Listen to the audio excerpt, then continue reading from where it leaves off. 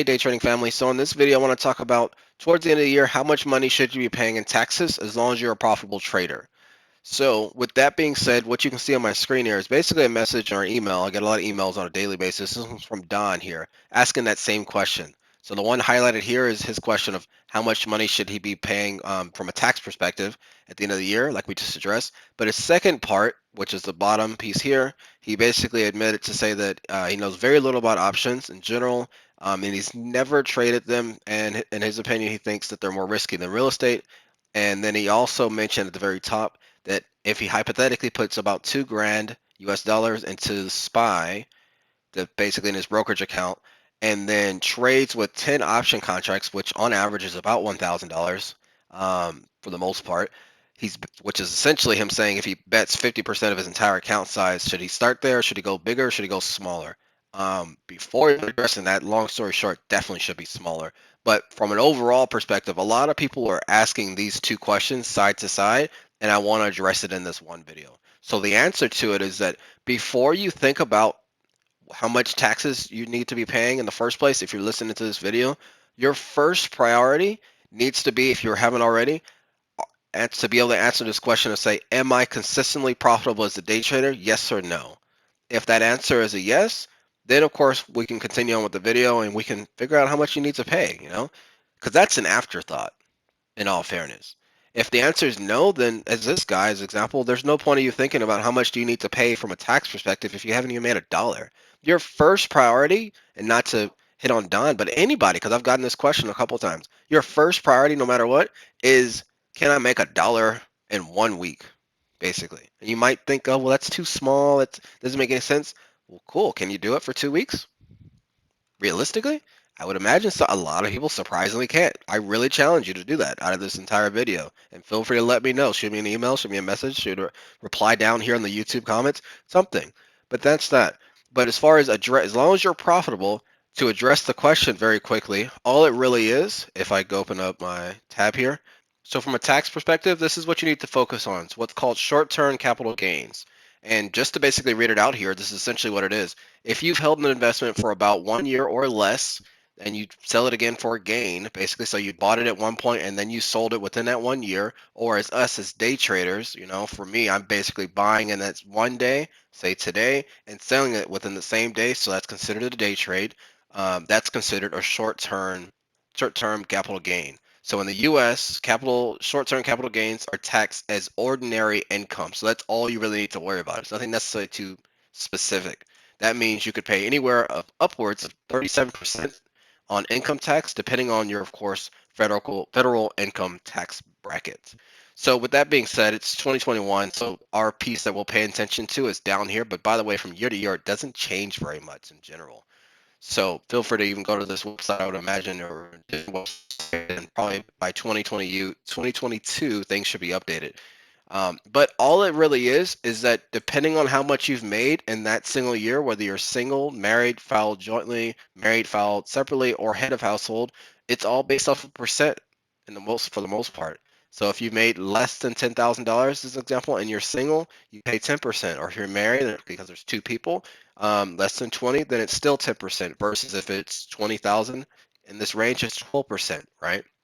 So it's all based off of percentile. So I'll leave it at that. But for the most part, this is the simple part, essentially, when it comes to taxes at the end of the year. There's nothing too complicated with it.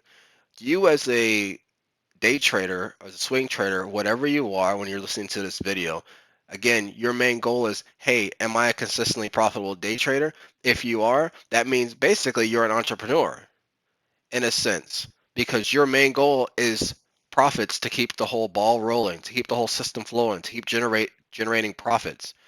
What you need help with is maybe not doing this yourself as an entrepreneur, because again, that's what you are.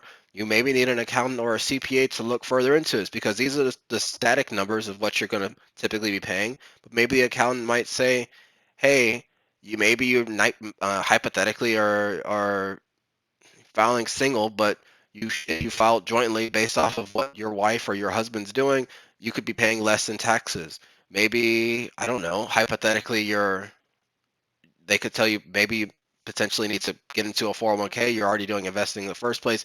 This could actually help you out in the long run, because you could take advantage of those tax advantages.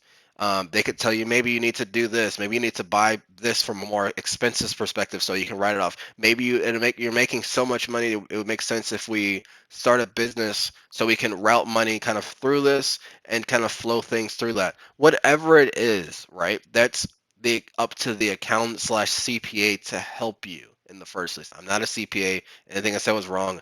Please know I'm not a CPA in the first place. Reach out. That's my whole purpose of this video, is that don't try to figure this out yourself, because your job is to essentially make the money. You need to find someone that can help you save the money, because you're not the expert unless you are in the first place, but you're not the expert unless you're just interested in the stuff.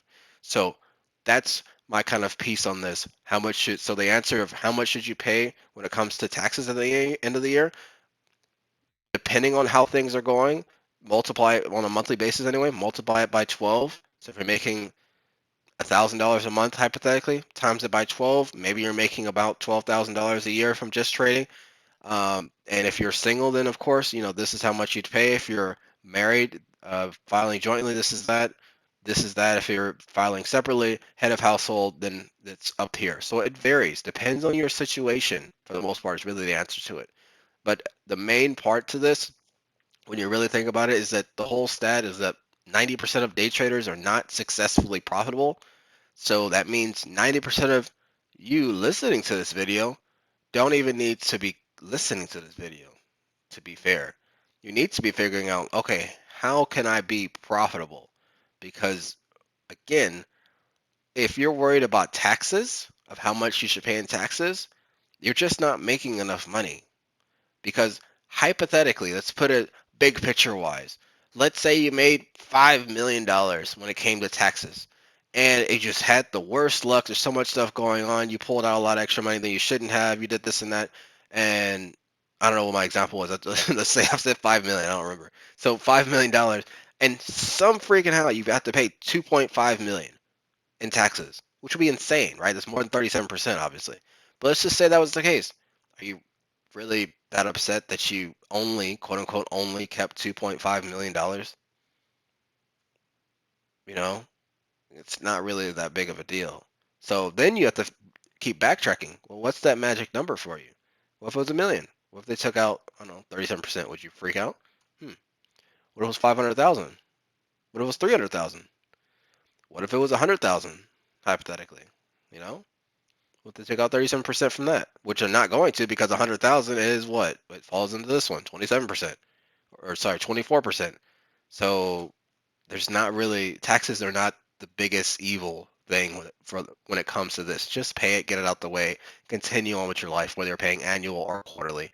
But yeah, I'll wrap this video up. Basically, long story short, you all need to focus on being consistently profitable, making more money. This shouldn't even be a question in your head. You need to get a CPA and an accountant that can help you out with this and go from there. So hopefully this makes sense. And if there's any CPAs, reach out to me. Maybe we can work something out to help out people that are profitable that reach out to me. So let me know, guys. Any questions, comments, concerns, leave a comment down here below on YouTube, and I can hopefully help you guys out.